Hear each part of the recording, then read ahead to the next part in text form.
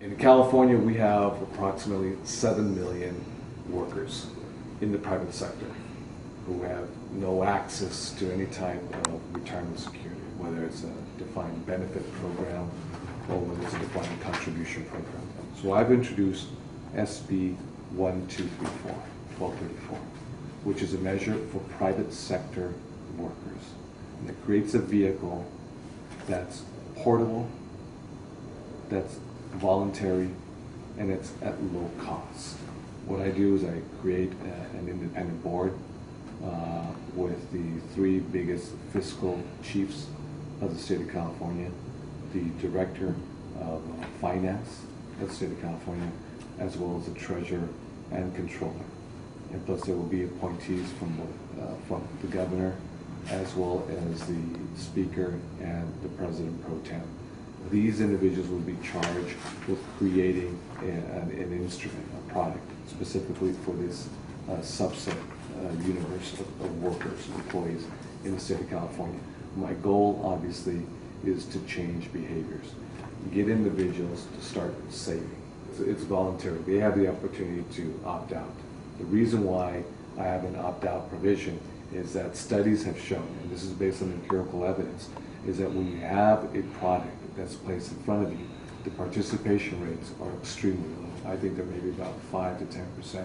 Just say 30% of every dollar. Is that what's expected of the people who enroll? Well, we don't know those numbers yet, and that's why I want to be very careful. I think the idea, more or less, is perhaps, and don't lock me into it. It's just an open idea. Is perhaps 3%. Perhaps 3%. Yeah. The question is, obviously, if we're dealing with folks from a lower economic strata, you don't want to go too much, because obviously too much is too much. But it would be a mandated amount? That would be adjusted on an annual basis. But mandated? No, it's not mandated. If you're in, you get to choose how much? That will be up to the independent board. The government board, I guess. Okay. This measure that I've introduced, I believe, is pro-taxpayer, because it's looking at a longer horizon.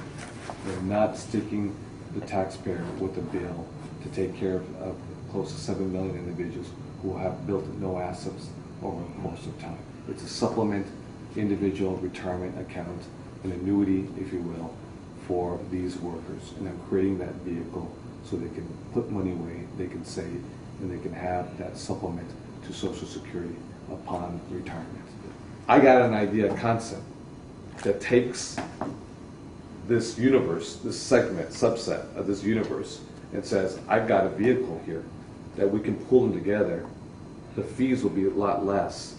You know, we'll have an underwriter, and we'll have reinsurance as well too as the backstop. It'll be safer than most financial products out there. And the fees are going to be less because? The fees will be less because you're pulling all these individuals together. The highly fragmented, hard to reach market is much more expensive because these individual accounts. Fidelity and somebody else are going to merge in order to do this? How are they going to reduce their fees? No, I'm not suggesting that they'll merge, but we have a very large account that has millions of accounts, potential accounts. I will say yes, their fees will be leveraged because these workers, by far and large, are, the lower economic strata. They don't wake up and say, I'm going to go to my broker in Charles Schwab, Sure. or I'm going to go and get that 529 financial, product because I got 3 kids and I'm thinking, ahead of time. What I'm trying to do is inculcate personal responsibility as you start off as a worker in California, let's say in your 20s, and you're in this program. You know what the reality is. Out of sight, out of mind. And then your investment is compounding.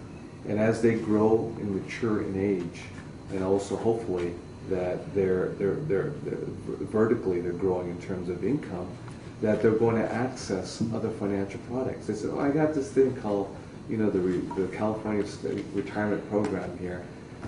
But this is not enough. I got my Social Security. This product is not enough. It's not the panacea.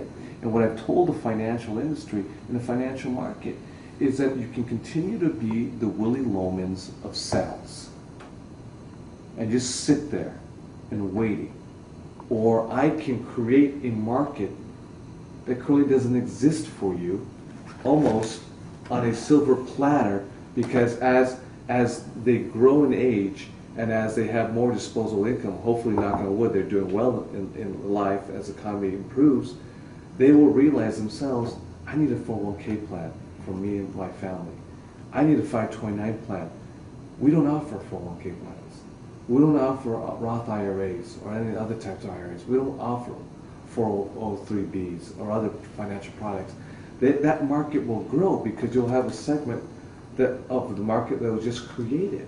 And hopefully they will be involved in 401ks and other types of plans. And I just think it's a win-win situation.